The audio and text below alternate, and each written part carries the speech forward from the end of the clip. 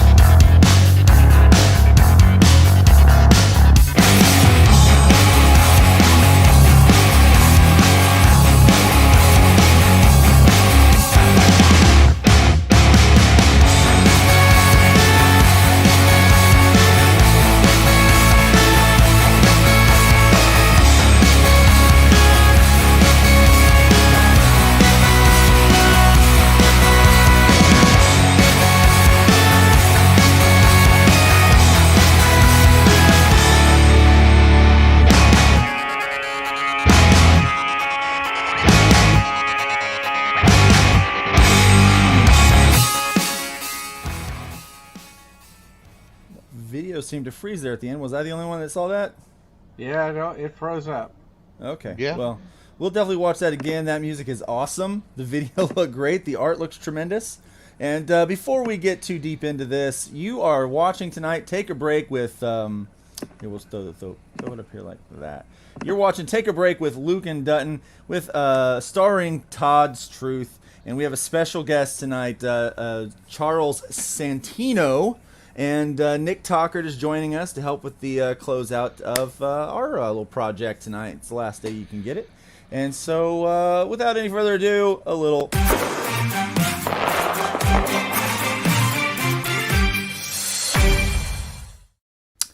All right, so we are excited to be looking at this project today. Before we get started, Charles, why don't you just tell people a little bit about yourselves? Maybe some people don't know who you are, or Yeah, I know time is limited, but first thing I got to say is that Justin intrigued me. He said, "I remind him of," so I need to hear what that's all about. Wait. Put you on the spot Actually, yeah, right. Actually, Nick, who reminds me of someone, and I did a quick Nick, Google. okay. All right. Yeah. What the hell with that? Let's talk about Rambo. Yeah, right? Exactly. Yeah, I'm secondary here, man. Yeah, okay. Exactly. All right, Rammer. All right. So Rammer. Rammer is a master thief in a future police state, and that is the shortest elevator pitch in entertainment right now. And you know what? I feel like you just said everything I need to know. Yeah. The video, we'll need to see that again. But the digital version of this is already available $2.99 on Comixology through my incredible publisher, Marcosia, Harry Marcos, one of the true gentlemen in independent publishing. He picked this up. It's the third project he's picked up from me. And I said, look, I want to do a print version of this. He said, go ahead, do it. It'll be great promotion for what we do down the road, the digital and the collection down the road. But right now, it's Rammer number 1, 48 pages, and the Indiegogo is for the print version. Okay, so 48 pages. And what is the entry point on this book while I'm looking at the art? Okay, it's going to be $18, and that gets you a signed copy, limited to 500 print run. 500 copies print run, probably 600, but 500 will probably be the actual print run, because 100 will be, probably spoiled. Yeah, you know how it works. Yeah. Right, yeah. Actually, they've gotten better today. I've done print runs of 5, 6, 7, even 8, 900, and I'm looking at maybe only 10% of them that are spoiled. Well, that's good to know. Yeah. They've So gotten a lot better. if I do 500, maybe 50 will be spoiled. We're If still talking yeah. about a very, very limited print run Yeah. for this, 48 pages, and it's going to be on newsprint. Oh, which I love is- newsprint. Yeah, that's not totally unusual today, but it's a little bit unusual. But dude, there's something about newsprint comics. They just they look, they feel, but they've got that smell. Yeah. Exactly. I've got some old newsprint comics over here. I'm working on reading right now with and it's like that. It's like if you're having a bad day, it's like they need to make Exactly. this in like a candle or something. It's like I want newsprint. Hey, that's a good idea for some merch. It really is newsprint scented candles. You don't want to actually burn newsprint in your house. I think that might be a bad idea.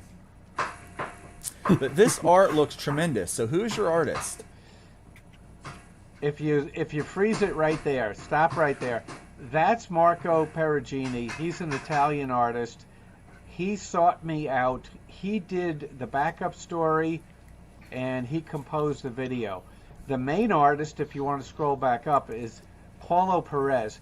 He is in Brazil. I sought him out, and he's doing an absolutely amazing job with creating a style that reflects the animated stuff that DC Comics did in the 90s. Yeah. Batman, Superman, some of the other characters. That's what I was looking for. I was looking for the animated style for a number of reasons. I like the style. I think it's easier to do, and I think I would be able to find more artists who could do that style.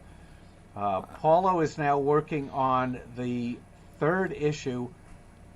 This is the 1st issue, which is on Indiegogo. And Paulo's doing a great job. His angles are incredible. His line work is incredible. He's doing pencils, inks, and color. Oh, I was gonna say this is. Wow. I really like this. I like the look, the feel. So here's the thing. We'll here at the end. We'll get through your I want you to tiers. stop right there. Stop right there. The pages that we looked at, the opening sequence, Rammer has been hired to rob that sculpture from this museum, and he's confronted by 2 guys who had the same idea. They found out about his heist, and they've decided to they did a very stupid thing because they don't have a buyer for this thing, so they want to team up with Rammer. They're all going to steal it together, and they know Rammer probably has a buyer. So this doesn't work out too great for these 2 guys because he realizes these guys are, you know what, they're idiots. And he's going to take them out and steal this sculpture for himself. But the sculpture gets damaged in the conflict that takes place here. So Rammer's got to explain to his buyer what happened and hope that he can break even on this deal. Oh, very cool. So this is a nice looking book. But you know what? We'll get back into the tiers and kind of all that stuff towards the end. Let's talk about you. You have got quite a history in comic books. You want to just kind of go ahead and drop that resume on Sure. some of us out. Got started with Marvel, class of Chuck Dixon, so to speak. We got started around the same time with the same editor, Larry Hama, writing stuff for Savage Tales Volume 2, which was kind of their He-Man sweat pulp comic book, and got started with him, and then did Conan for 7 issues, including the only stories, as far as I know, in that comic that had no element of sorcery whatsoever, straight adventure stories. Did a bunch of stuff for a bunch of other people, including the first graphic novel based on the work of Louis L'Amour, the Western writer. Ooh. And that's still available from Bantam. Did some work for Penguin, some of the other publishers, Fantagraphics, and then I went to Marcosia, the UK's largest independent publisher, and this is the third project I've done for them. And I'm very gratified to be working for them because I saw a YouTube interview with Harry Marcos recently, and he said that he's getting 100 proposals a month, and he picks one. So the fact that I've had 3 projects with Harry Marcos and Marcosia makes me feel like I'm in rarefied company, considering it's 101 luck of the draw with him. And so Rammer is available through Harry Marcos and Marcosia on Comixology, $2.99 for the 48-page digital, and through my Indiegogo the print version, 48 pages. Nice. So talk a little bit about your time working on Conan. So you worked with Conan, and that's probably where most people are going to recognize probably your name. Yeah, that's working on Conan is the gift that keeps on giving. Right. People still remember it all this time later. And at the time, Conan was 100,000 copies a month, which sounds like a lot now. But at the time, that was the verge of cancellation. So since nobody was paying any attention, we decided we could do whatever we wanted. We submitted stories that had no element of magic or sorcery. I don't know if the editor noticed, but he accepted the stories and they were published. We only did 7 issues, but they've been reprinted a couple of times. Dark Horse has reprinted them, and now that Conan is back with Marvel, looks like they'll be reprinting them as well again. Nice. Real quick before we get going, we go any further. Ichthus is watching. Thank you, Total Excellence. He did a cool coloring of one of my characters the other day, so that was really Excellent. nice. I like his new avatar. It did throw me off not seeing the pickle. Yep, it was a little different. I was like, "Who is this guy?" Yeah, and then we've got Dean. He is in the chats. Hello, Dean. He is a tremendous artist from the Down Under. Right? Is he from Down Under? Yeah. Yes. Yeah, it's like morning time for him. Like he listens to us while eating breakfast. Yeah. So thanks for joining us today. And Todd obviously is talking back and forth. They're doing all that. We've got Piper in the chats today, and we've got Frog G in the chats today. So we want to thank you guys for being in. And here's what I'm going to do. Sometimes we tried this last week. I think I'm going to do it again this week. We're just going to pop that link into the StreamYard in. If you want to come in and ask Charles some questions, we're going to talk about comics here, get his unique perspective as somebody who has been. So Charles, when did you work on that run of Conan? What years was that? Late 80s. Late 80s. 80, 88, 89. So that was right when I was buying kind of going and buying comics as a. I don't want to tell you, I was 8-9 years old back then. Yeah, well, back then there were 6,000-7,000 comic book shops at least. Yeah. The numbers have gone down quite considerably. Yeah. I think the last one I heard was like maybe somewhere like 15 or 13. Now, were you buying them at comic book shops or at 7-Eleven or something like that? Oh, it was 7-Eleven for sure. Yeah. 8-9 years old. We were actually about that time. I was living here in Florida, a little place called Lakeland, and we would walk down to the 7-Eleven every day, and we would get our Slurpee, and while we were there, I'd pick up a couple of comic books. The 7-Eleven at that time also had the little cups with the Marvel characters on it, so that was a big deal. Yeah. And we had at that time the worst printing in the history of comics, flexographic printing. Look it up. We might. Dustin, you want to look up, Justin, do you want to look up flexographic printing? We might pull that up on the screen and talk about what that is here in a bit. I think that might be fun. I will do that. Piper says, I feel like I'm on the only non-wrench here. Oh, you might be a non-wrench because I went crazy the other day and was giving out wrenches to everybody. Like, you get a wrench and you get a wrench. And basically everybody got a wrench. But you know what, Piper? We can fix that for you. Don't feel bad, Piper. I don't even want a wrench. I had to ask for mine, and after he gave it out to 9 different people first. And I'm Yeah, the I did. It was like, he was like, I don't So- have a wrench, and I'm like, stop whining. No, I'm joking. Dustin and I, we've got this this rather fun relationship. We met on a stream, and we became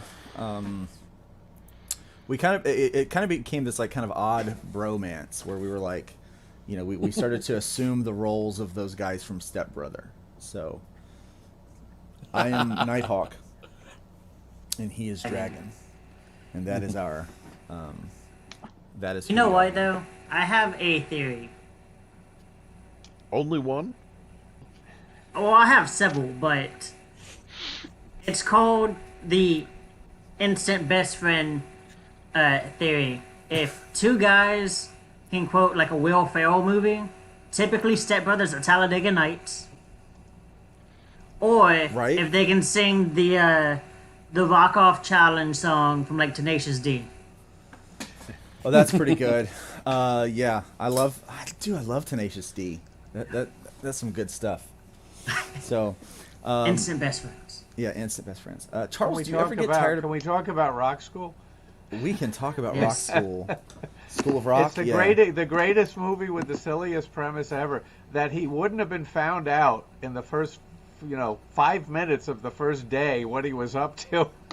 But you don't care because it's such a great movie. You don't care about the fact that it's Exactly. absolutely ridiculous that he could have gotten away with what he was doing for 5 minutes. Right. So the weirdest part for me was that I do music I've done music for a very long time, and one of the things that I would do I've led worship bands at church, and the way that I communicate to them what I need from them is by these like like this. I kind of communicate the parts, through like this kind of very Jack Black thing, and I had never seen Jack Black perform before, and so someone was like, "Dude, you got to watch School of Rock," and I'm like, "What is it?" It's like it's got this guy Jack Black in it, dude, and he goes, "You're just like him, right?" And so I looked up the picture, and I'm like this guy, this fat, short, fuzzy guy, and they're like, "Dude, no offense, but you got to watch it." So I watched. So we got the movie, watched it with my family,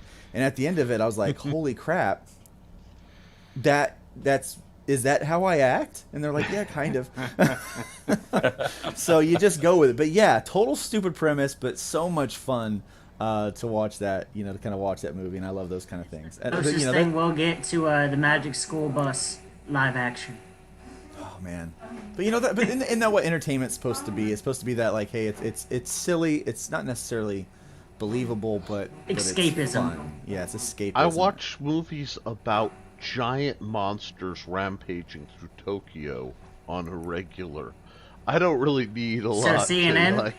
Well, yeah, it's funny. It's funny you should say that because I get on my wife's case for watching these Hallmark movies. I say they're all the same.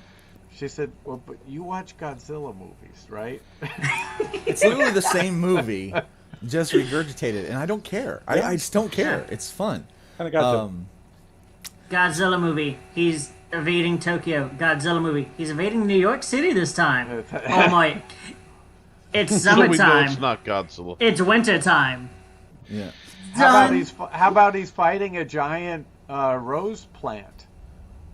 Oh, Violante is my It's a great Godzilla movie. It's a great movie. It really is. Yeah, Anyone that's had a rose bush in their garden knows that is a real battle right there. There is no joke to that. I've got a lemon tree that has spikes on the thing. I don't know why it has spikes on it. There's something. God did this thing where He makes these citrus trees, and they're beautiful. It's a Myers and they smell lemon. Good. It's a Myers lemon. Yes. Yep, they're the ones with the spikes. And I had no idea. That's the reason I found out. I thought it was an orange tree to start with. I just thought they were like really pale oranges. And they're like, no, that's a Myers lemon tree. After I'm like patching my wounds, I'm like, oh, thanks for letting me know. Yeah, but it's like, a rose bush. Absolutely, that's a battle right there. That's something to fight. So let me ask this, Charles. Do you ever get tired of people asking you about Conan? No, because if that's my ticket to their interest in me and whatever I'm doing now, that's fine. See, that's great, because here's what I was thinking. I was thinking about. I love the story, like back those, like that era, those issues where it broke away from all the magic that he was fighting, and it just went to straight up action adventure. It piqued my interest. It was something that I was really into, and that and I was like, if that kind of writing and that kind of like action is what's in Rammer, then this is the kind of book that I think people, at least in my generation, if not other people that are really into that just like straightforward kind of action excitement, will probably get into. Yeah, and these are heist stories. He's got two interests: money and women. That's about it. I'm sold. And these are single issue stories. The first issue has a 24-page story, a 6-page story, a 4-page story, and a 2-page story, and they're all self-contained. Speaking of money and women, I just had a hot woman walk in my office. There you go. It does look really good. It's great. My goodness. Sorry, I got distracted. So That's yeah, okay. money and women. This book sounds like it's right up my alley. I'm going to be back in it. I think everybody else should back that. I have a request. Can we show the video again, or try to show the video again? Yeah, let's give it a shot. Let's see if it plays again. Because that tells the tale. And here we go.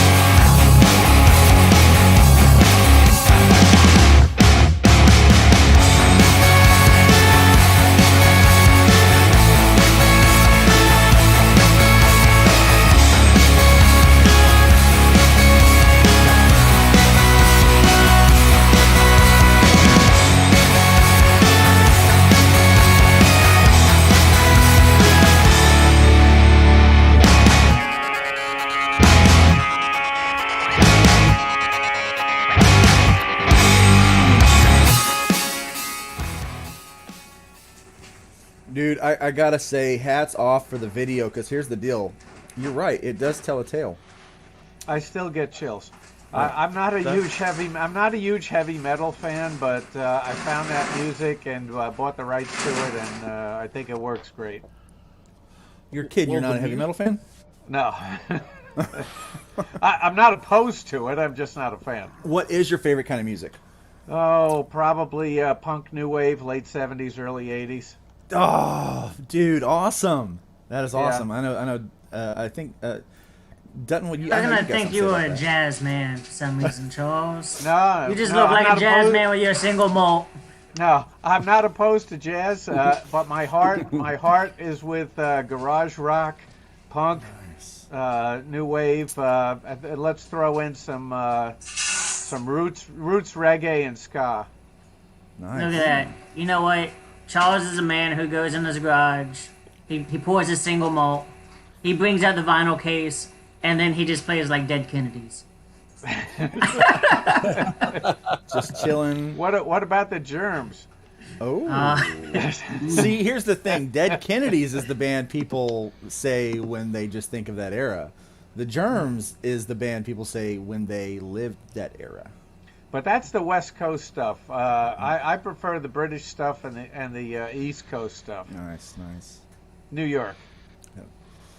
So, things have Dutton, have you found that Yeah, I've been looking up stuff because, with the whole flexograph, with improvements in technology, you kind of have to look back at, how it was back then. But, yeah, no, it uses a method of instead of like plates, like rubber cylinders. Yeah, they switched from metal plates to plastic plates. Yeah. So And it just, apparently, it was just horrible. yeah, and you know apparently it didn't hold up the as well. plastic plates would wear down. So about halfway through the print run, like it would not apply inks consistently. So I there mean, are several comics. you're actually making it sound better than it was. Yeah. Yeah. I mean, it was I'm just horrible. going by what I can, quickly Yeah, look yeah. up. You need to look at those books But, and compare them to anything before and after. Yeah. They're There's fuzzy, one right? They where weren't it's clear, right? random dropouts and splotches. Yeah, Because of the and our inconsistencies. colorists love 100% yellow and purple, and yeah, I mean the pencils were great, the inks were not great, the colors were horrible, and the printing was horrible.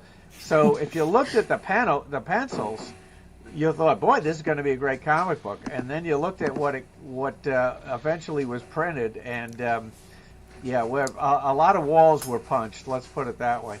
All right, well, let's bring this part of the conversation up. So you said back then the pencils looked great. Everything looked like it was going to be a good book. But by the time you got to print, it was not. So I kind of feel like we're living in the era where the opposite is true.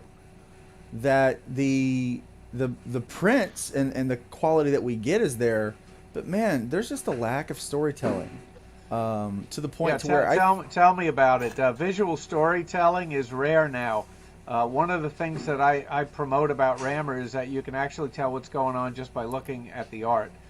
And dialogue, unfortunately, has become the mode of storytelling. Yeah. I had a professor in college who used to talk about self-conscious writing as, "Look, Mom, I'm writing." And there are way too many comics that are driven by the dialogue instead of by a series of pictures that tell you what's going on. Yeah, that's one thing I noticed about your video. It was like there was no. So normally I'm like, hey, your video needs a voiceover. I don't need to read a bunch of text. Normally that's what I say. But with that video, that's not the case, because with that video, I could see the pictures, and the pictures themselves told a story. It was sequential art in video, which is, I feel like it's an art form that's been lost these days. There are plenty of tremendous. Totally. And let me be really honest. There's a tremendous amount of very talented sequential artists, but the problem is in the storytelling.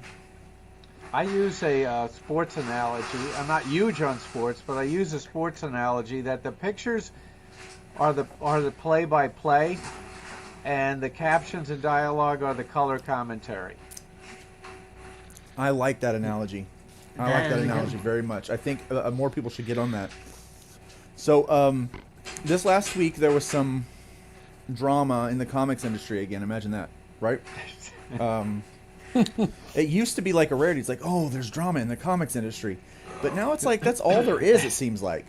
So Heavy Metal put out a book, and they have been putting out a few books that have been questionable at best.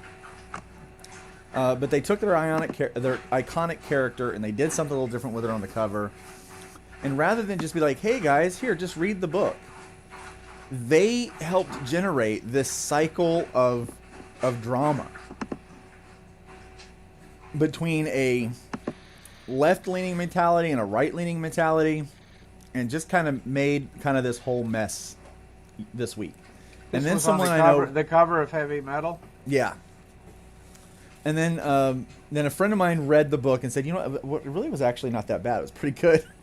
It stuck to canon, right? Because they were talking like, oh, we're departing from canon from this character. We're doing, So basically, they generated a bunch of buzz and a bunch of freak out about it that really wasn't even there. It kind of reminds me of when the movie Beauty and the Beast came out. When they made a bunch of buzz like, oh, we're going to have representation for the LGBTQ in there, and so they made this big thing. It's like and then the marketing was parents beware, and all of that kind of stuff. Then you watch the movie and it's like 2 seconds of a guy kind of looking shy at another guy and they dance. It's like he looks kind of shy and is like, I think I kind of like him. Yeah, it's like what next is the, scene. It's like I think right now because the content inside the books is so weak that we get a manufactured drama to try to get people to go to the books. Was there anything like that back when you were selling 100,000 copies plus of books? No. It's as simple as that. No. You wrote a comic that you hoped was going to sell, and if it sold, it sold, and if it didn't, you tried something else. Right. And back then, if you had a black character or a female character or a minority character of any kind, it either lived or died on its own merits. I bought Fantastic Four number 52 off the stands, first appearance of the Black Panther. I bought the comic, I read it, and I thought, this character is incredibly cool. I could care less what color he is. And if there was a female character, if she was cool, she was cool. And if she wasn't cool, she wasn't cool. Right. I didn't care whether she was a female or not. When they introduced Medusa, when they introduced Crystal in the Fantastic Four and the Inhumans, I thought, these are cool characters. Right. If the character was cool, they were cool. If they weren't cool, they weren't cool. They lived or died on whether they were exciting. Exactly. And there was another thing you said, that if something didn't sell, you tried to figure out what else. You changed something. Like, you adapted to whatever the market wanted. But you're not getting that these days. If the book doesn't sell, they're blaming the customer. And Frog G says this, the story might be good, but if the company is going to beep on the readers, I'll pass. They don't want me as a customer, And see, Totally they agree with could that. have done a very simple thing of, hey, she's won full armor before because she has. And then just pull up like an image of like 10 years ago and be like, boom. It's just, in this story, she needs it for like this moment. Read and find out. Yeah. Yeah. So But instead, they were like, if you don't want to change, then we don't want you. I just don't understand Yeah. like where that mentality comes from. Like, I love every person that buys my book, and if they're like, Luke, I think you could do this a little bit better. Guess what? I'm gonna sit down at the table. I'm gonna try to do it a little bit better. That's just me. But Yeah, and that's why I'm up front. I tell people, look, if a little bit or a lot of testosterone is going to bother you, then don't read Rammer. You need to move on. Yeah. dude, I think Rammer or is right I up would the ask alley. them to just be like, hey, can you just like slightly elaborate? Like, you know, what did you find that was like a weak spot? You know, like, just don't be like, you can do better. Okay, but you know, can you? Now, is Rammer it? sounds like it's right up the alley, right up my alley, as well as probably some of the, probably most of the people that watch this show anyway. Kind of right in their wheelhouse as well. So looking forward to that. It sounds like it's going to be good storytelling because I'm familiar with your storytelling, but the pitch is right. You know, it's simple. Yeah. It's like, you know, hey, it's a thief in a police state, and you know, he likes women and money. Well, now Oh here's my- something. Here's something that I tried to do with this that I think is kind of devious, maybe. But I figured, okay, police state, future police state. What is the political message there? Well, the extreme right thinks that the extreme left wants to create a police state, and the extreme left thinks that the extreme right wants to create a police state. So what political message is there in depicting a future police state? That one of the Well, there extremes really won. isn't. It's whatever you read into it. I don't think I'm alienating anybody. 1984, that book, is that a book from the right or is it a book from the left? Or is it just a cautionary tale? Yeah, I know. I see what Dutton is doing. Seems like the bird has two wings, you know. Yeah, exactly. Yeah. Well, Or- that, The- and the- you also the- have the horseshoe theory. But Yeah. what we didn't say is that the bird is a cuckoo. So, but speaking of storytelling, we've got Nick with us, and now Nick is my partner on the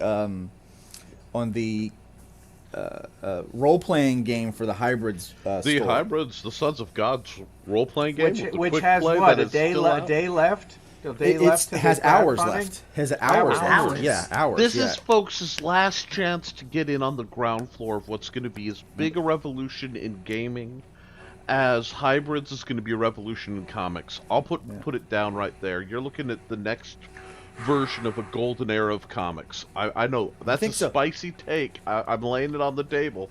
Folks can laugh at me if I'm wrong, but I will say this. I will totally say this. I do think that we're in a renaissance of comics. People laugh at me when I say that, but this is a renaissance of comics. I believe it. And I think it's getting more where, because the creators are talking to the what? Just Baz came in with a comment. The left commie bastards. Oh. Yep. It's cyclical. Comics make that. No, that's how I make my bread. Okay.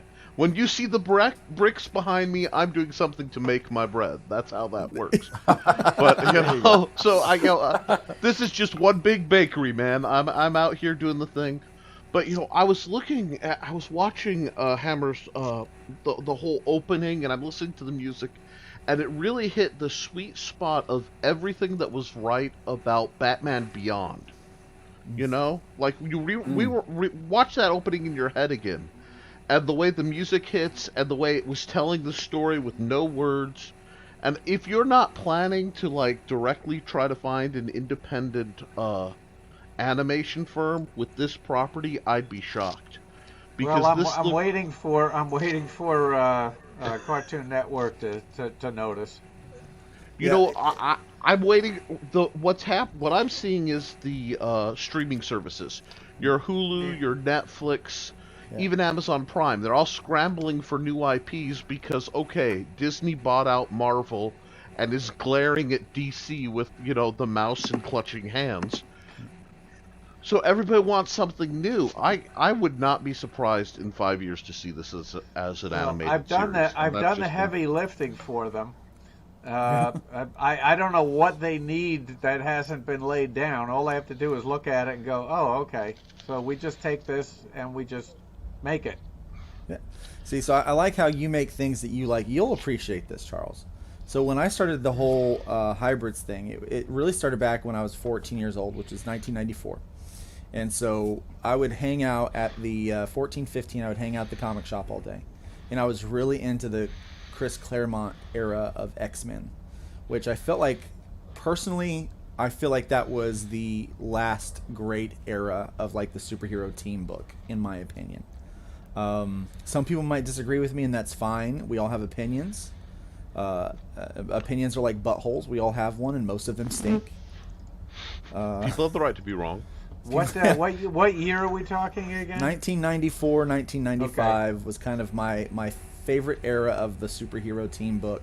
Claremont's X-Men particularly, but I would hang out at the comic book shop on a Wednesday, buying all of the new books that I could afford, reading all of the ones that I couldn't, and then we would always gravitate towards one of my friends' houses, and we would play some role-playing game with our new dice until as late in the day, as late as we could.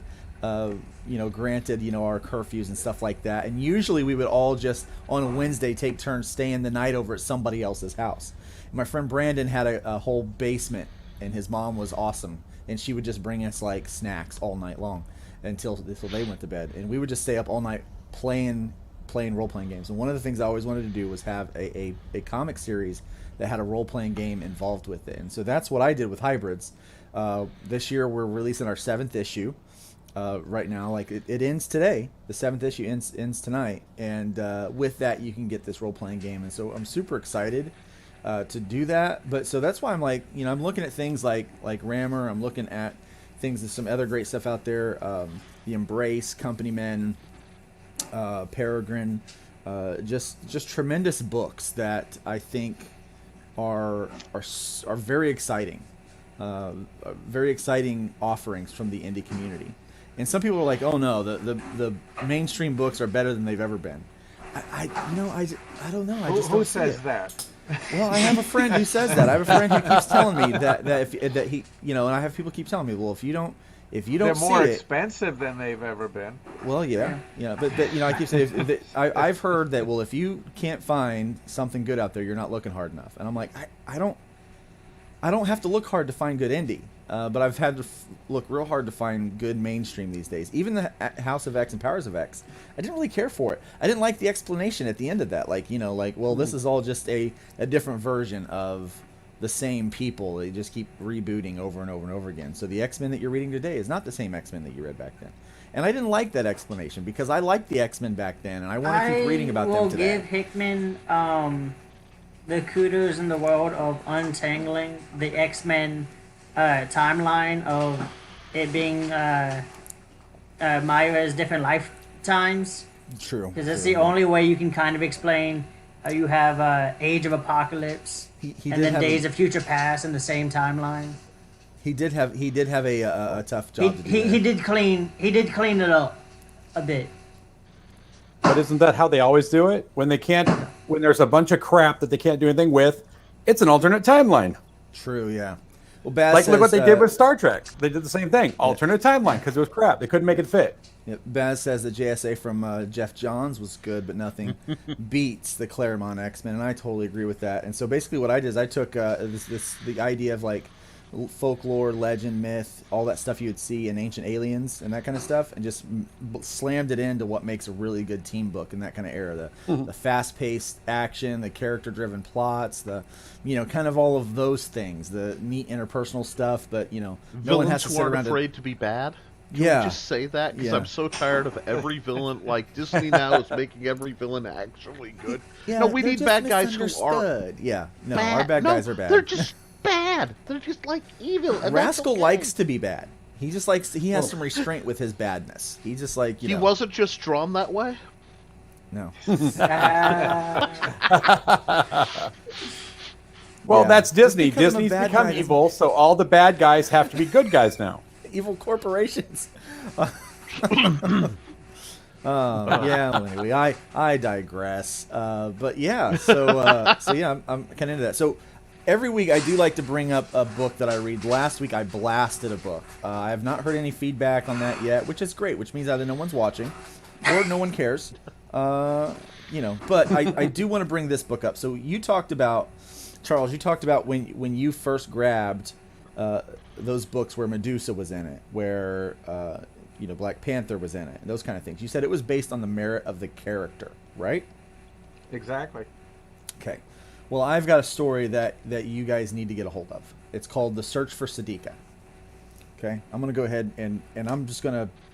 This is every negative thing I had to say last week, I have the opposite to say about this today. So I want to bring this up so people can see it.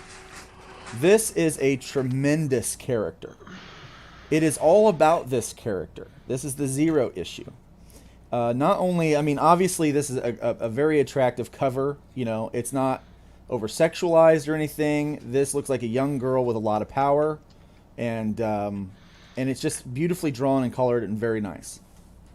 When you get into this book, the art matches. I'm telling you, it's good stuff. I like that style a lot. Oh, A lot. Yeah. The storytelling is on point. The pacing is great. There doesn't seem to be anything overtly political or anything. It's just a fun story that lives in kind of an alternate or paralleled universe to what I'm already accustomed to. Maybe some of this stuff really happened. I don't know. But it's a good story. It's just a good story. It was well written. The sequential work is good in it. There's a lot of positive things about this book. Okay, I always give the critique that this book could have benefited from an editor. The reason why I say that is because there was a couple of areas where, font size, the ability to kind of where to put the lettering and things like that from an editor's standpoint could have helped. Flow of font and text across the page as you're reading, a couple of areas was a little clunky. But for a book done by some independent creators, without an editor, gosh, I just loved reading this book. It's a good, it's a good character. It's a good concept. It's about this gal who has a historical past that that puts her in league with some of these kind of an American version of an Amazonian kind of queen or whatever. She sticks up for the underdog. That's kind of her whole thing. And then her parents standing up and doing the right thing, they wind up getting hurt, and that's where her story kind of launches, where she is kind of on her own at the end. And this is, I mean, a really good book. And I really like that art. I'm looking at the Kickstarter, which closed a while ago. It did. But that art is beautiful. I think you can still get the books from the writer's website. It's Burnham, Greg Burnham, I believe his name is. Yeah, Greg Burnham. Great writer. I mean, if I were to ever seek out a writer to work with on something, I would probably have to go with Greg, because I mean, he's got he just really pulled me into the story. And as much as I disliked the book last week, the opposite is true of this week. I absolutely loved this indie book. I had 2 bad indie books reads in a row, and I was like, this is terrible news. But this story will bring your hope in independent comics back. This is a very, very good book. And the cool thing is, I've got 2 more sitting over there, because I bought a catch-up tier where they had already done this one, and then they had a new book, or maybe it's just book 1. But so I have another one of these to read, and I'm looking forward to it.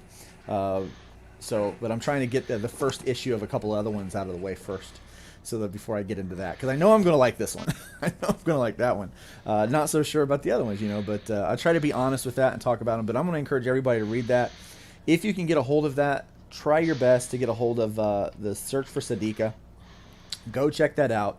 And then we need to talk about it. If you read the book, let's talk about the character and kind of some of the cool things in the comic. Is he doing his own coloring as well? No, I don't think so. So the book gives credits to Shannon Sepinter. Did the line work, and additional line work was done by Patricia Deguzian, Deguizin or something like that, and colors and letters were done by Patricia. So she did a couple line work on 2 pages. You had a problem with the lettering, you said? I did have a problem with the lettering. Yeah, the colorist did the lettering. Yeah, that's a real bugaboo of mine, and I've always opted for absolutely professional lettering from established people who know what they're doing. And if it's a cliche, but if you notice the lettering, then there's something wrong with it. Yeah, that's the truth. And so I did have, and I lettered books for a number of years. So I tend to, that final finishing stage usually bothers me on things. And usually if I have a problem with something, it's on the lettering, and that's usually lettering and editing on independent books is where I have my biggest problem. But the colorist did the lettering, and I mean it's not terrible. I mean, I'm not trying to blast it. It's not terrible, but it looks like the colorist did the lettering, if that makes sense. Looks like someone whose primary gift and skill is in coloring, which the colors are tremendous in this book. Let me just find one. There's one page that really just grabbed my attention. Professional lettering is not expensive. And when I see books that look beautiful in every respect except for the lettering, it's very frustrating.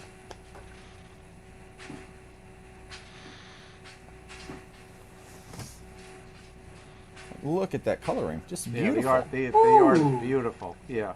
Just tremendous. Beautiful. Just so good. Oh yeah, that's and they get how to tone the tones of the darker skin. Which there's too many colors that don't understand that. The tones are very natural everywhere. Yeah. It's just beautiful work. Beautiful work. But I haven't, maybe the next book they did something different with lettering. This is a 0 issue, so we'll see. But and I will critique just as well. And Marcus, a guy named Marcus did the cover. Marcus Williams, man, that cover, just love that cover. That is one of the coolest poses characters that I've seen, and this back cover image is really cool too. Let me show that one off. Look how cool this is. Oh yeah. Yeah, really cool stuff. Very good facial expressions. Mm-hmm. Love the big eyes, the everything. So basically everything about this book except for the lettering, I was 100% in love with. The cracking on the cover with them Yeah, that smiling, glass. it Yeah. makes it feel like Jordan Peele directed this movie. Right, yeah. So I'm like, it has a great feel to it, man. I'm telling you, just a great book all around. And so, as much as we complain about what is out in the mainstream and the things that are problematic for us, there are things inside of. And here's the best part: I don't know anything about Greg Burnham. We may not stand in the same place politically, and it does not matter to me. Who cares? Because this is a very competent book. This is a great book. Let me ask that, Charles. Back in the day, did you care if anybody you were working on was a Republican or Democrat? I had no clue, and it was not something that was ever discussed or came up. It was not an issue back then. It wasn't. It really never came up. It just wasn't discussed. Nobody cared. Nobody thought about it. I think the only person that was like politically out there was like Alan Moore, because he was like, I'm an anarchist communist wizard. And that was all part of his shtick. Nobody cared. Yes, exactly. If he, Once here's the you thing. add wizard, no one cares if it's Yeah. dentist. Yeah, it's like I'm like, Like, hey, you know, I'm sorry. I'm a militant, liberal, conservative wizard. Yeah, that erases any issue. I'm it's sorry. like, there's a guy Have that your makes. tea, Alan. You're not yourself. Yeah. I don't know if you guys know Commie Mark or not, but he's like an outspoken communist, makes a comic book. I don't care that he's a communist. His comic books are fun. You know what though? He plays it so good as a character. Yeah, he really does. And I just wish we could. I hope we can get back to that point to where people stop caring. I have this statement before we get back into Rammer. I have this statement that I make. I don't care who or what is between your legs as long as you've got something between your ears. That's my motto for life. You have now. high standards, Lou. I do have high standards. You know what? That actually reminds me of my history teacher from like high school. Every time there would be a test, he would whistle The Wizard of Oz, and then he would just say, "If they only had a brain." Yeah, right. So here's my problem with Rammer number 1. There's only 9 frigging backers, and it's only made $187. The heck, people. The heck.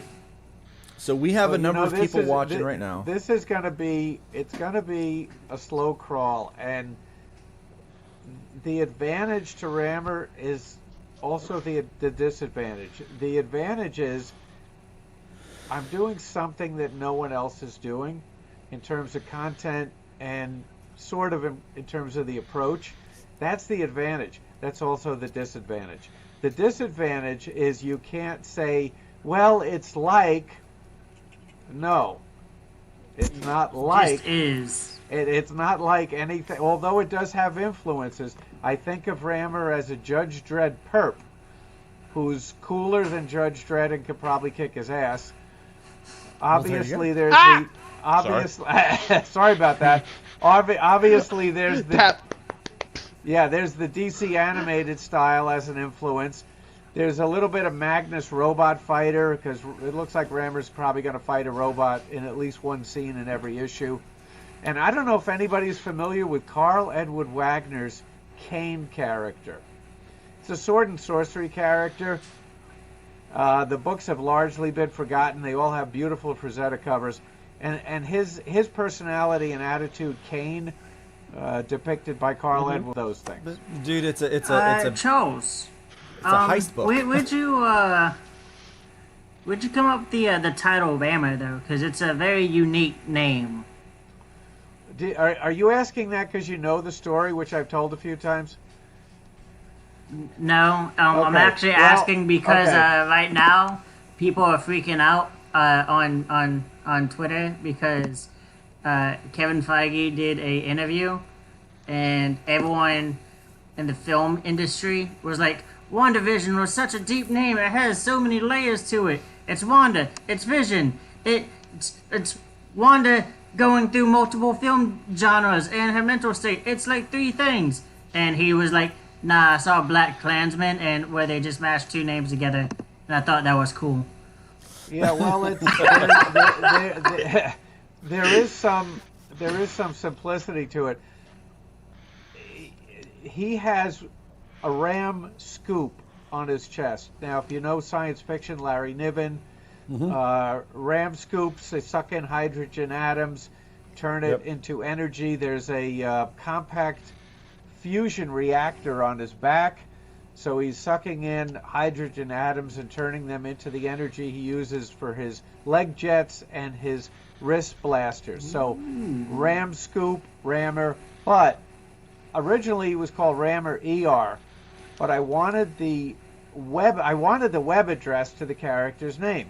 So I looked up Rammer, and Rammer is a company in Finland that produces heavy machinery. So that was out. So then I thought, how about RAMMAR, Ramar, still pronounced about the same way. Looked that up, and that's a chain of grocery stores in Turkey. So that was out. So then I thought, okay, how about RAMMUR, still sort of pronounced the same way.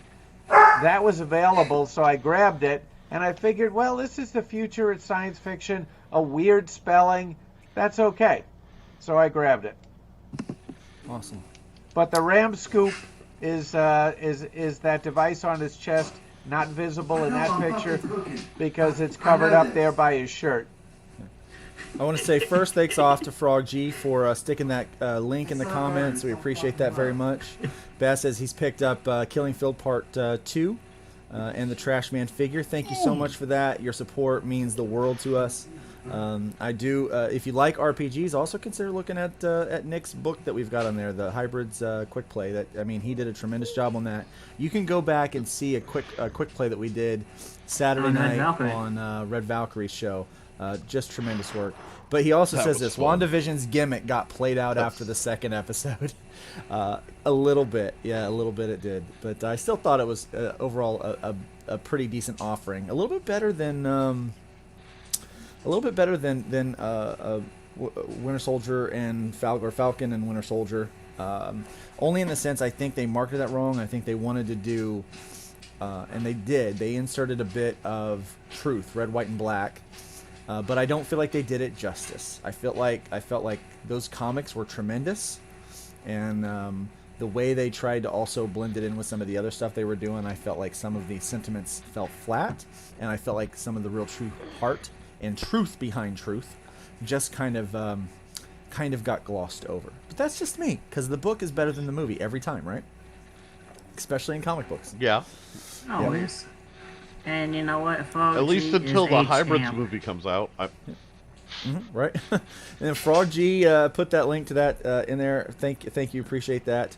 But here's the thing: $18, you get the print newsprint for this book. 48 pages, signed by me, and as I posted on Facebook, the Teenage Mutant Ninja Turtles #1 had a print run of 3,000. Mm-hmm. This is going to have a print run of 500. Yeah. So you can say you were there at the beginning.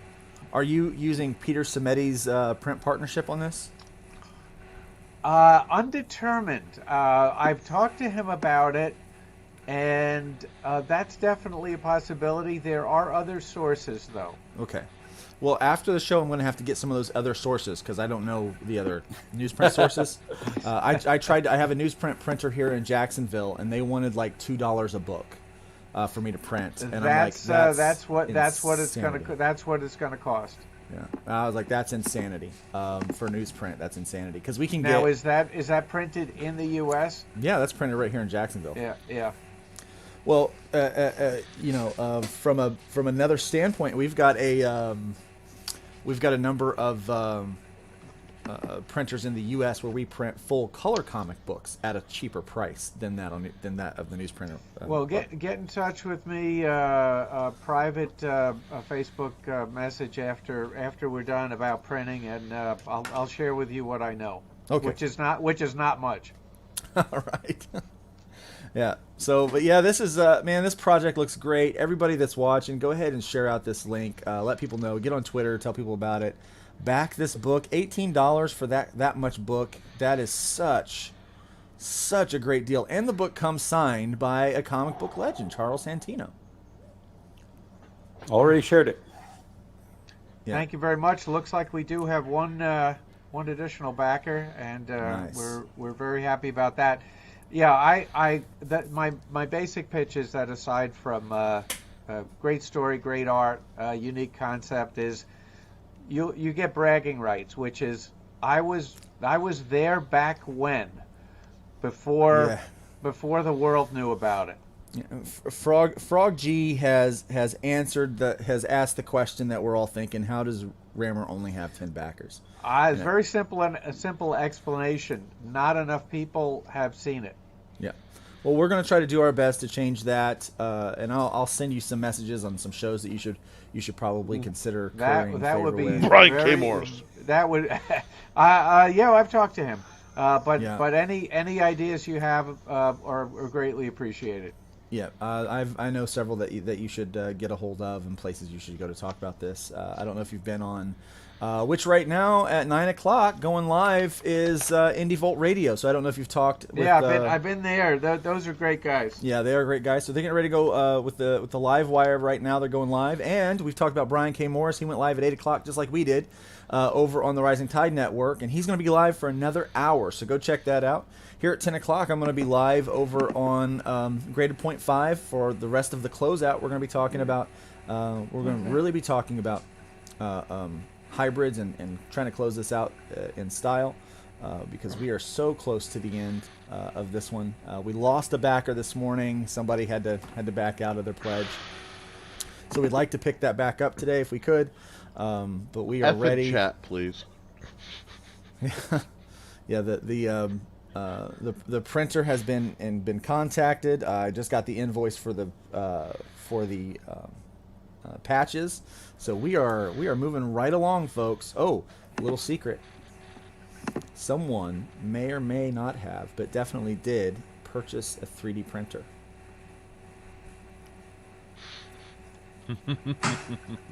Hey, it looks So- like my new backer is Frog G. So that's fantastic. Frog G is great. Frog We G's love- a superhero. Yeah, Frog G's my superhero. Now, how do I hook up with that person on Facebook? I think it's through Twitter. Like I've not seen Frog G on Facebook. Okay, It's what's the mostly Twitter handle? Frog G. Okay. Yeah, Frog G. Yeah. Yeah, I ask because it doesn't necessarily mean that that's his Yeah. handle Find me on Twitter. Yep. Yeah, Charles, find me on Twitter too. I'm under Luke Stone Studio, and Okay. so find me on Twitter, and then I will tag you in a bunch of people's, people that you should know. That way you can get Shay. connected with some people. Shay, definitely, like they would love your stuff. Yeah. So there's a lot of great Excellent. people out there that can help promote your stuff. We've got 33 days Yeah, there's a left lot. for Rammer #1, and this thing should you only need $500. We should be able to fund this thing super fast and get you like well above. I think this is a $1,500 campaign. So that needs to happen. That needs to happen ASAP. Yeah. Okay. So everybody check that out. We are now just over an hour. We're gonna go ahead and close down this stream and make sure that so we can get going on to the next stuff. So, And, Luke, when are you gonna start 3D printing guns? well, Sometime when the Alphabet Amazon- Boys Amazon aren't listening delivers- to a public conversation. yeah. So Amazon delivers tomorrow. I like my dog. I don't have a dog, but I like him. I don't plan on 3D printing guns. I want to apologize to Nick for giving him an aneurysm over Judge Dredd. I'm a huge Judge. I'm a huge Judge No, Dredd fan. Huge. No, there's nothing to apologize for. I absolutely, and you have to understand, I admire audacity more than nearly. Like, look at this shirt. I wear this shirt in public. I admire audacity and just like if you're gonna swing, you don't swing for the little guy. You just punch up as high as you think you can get. And the fact that you wrote and we're involved with the the Conan comics is I'm a sword guy. They don't. I mean, you don't know it, but I'm big into Western martial arts. I've written books on the subject. So when you said, yeah, I was involved with Conan, I'm like, oh dear lord, So this is really a lot cooler for me than maybe I'm letting on because I don't want to interrupt Luke too much on his show. But oh, interrupt me all the time. That way I don't really have to talk. I'd rather you guys talk than me. Yeah, the recent you guys Dread had that good plug rapport thing going. Yeah, the recent Dread movie was fantastic. Yeah, it's good. Oh yeah, it's good. Nick, Todd, are y'all related? Like, Hmm? no, because I'm looking at them, I'm like, No. they look like they could be cousins, but with like Nick has more hair. Okay. I swear there comes a point where a certain breed of married man all start to look like the same. We all get our goatee in and it starts coming. Todd and I are very... Family erodes our hair at different speeds. And yeah, we all become the same. It's like the Borg, man. Yeah, Todd and I are Resistance geographically is futile, close. And you will wear New Balance. Todd and I are geographically close, and we took a picture the other day down in the place, and I can't remember where it was, down at the place. And so I was like, hey, yeah, they're like, hey, you guys kind of look like you're related. Like, on what planet? Like, what? What planet? Yeah. Like, the sense that we're both white, middle-aged men that love comic books. I mean, that's really the only... That's how we're related, yes. That's how we're related. So we all look alike now, which is fine by me.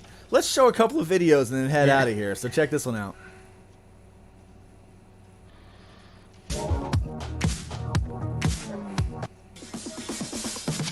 In a world where the powers of the ancient Greek gods live on through their ancestors, it is up to an intrepid team of heroes to foil the wicked plots of the Hybrid Engineering Corporation.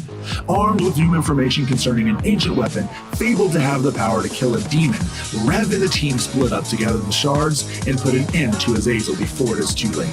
Little do they know, the Game Master is still pulling the strings. New characters, new threats, and tons of plot-driven action await you in the Killing Field Part 2.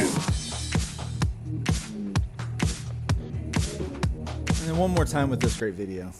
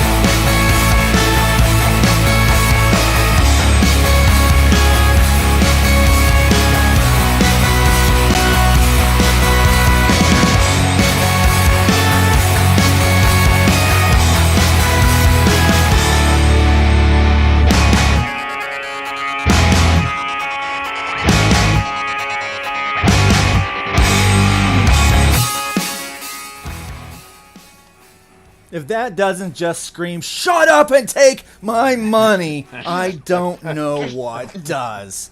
Man, that is awesome. Charles, you have put together an amazing campaign. I can't wait to get a hold of this book and get it in my hands. When do you expect that this is going to fulfill?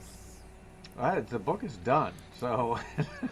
So it's just a matter of printing and shipping. It should be easy to print it when we're done.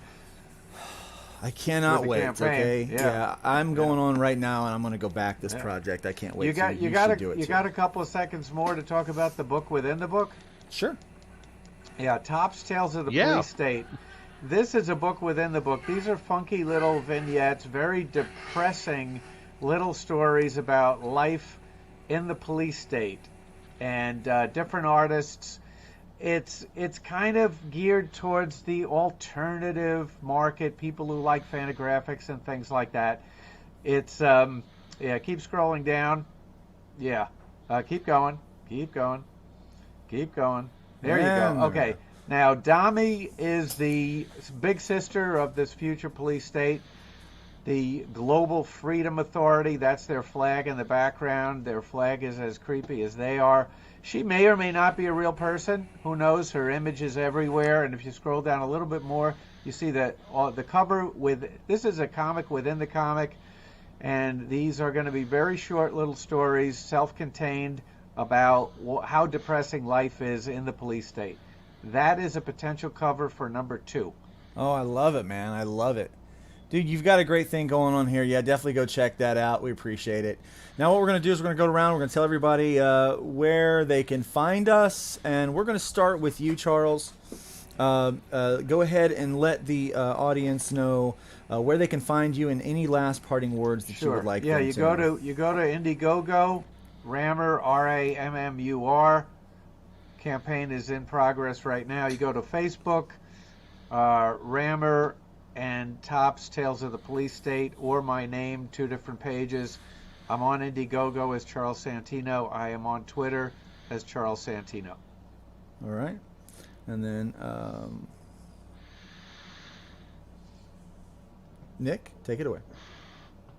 Oh, shoot. Sorry, my computer just tried to crash.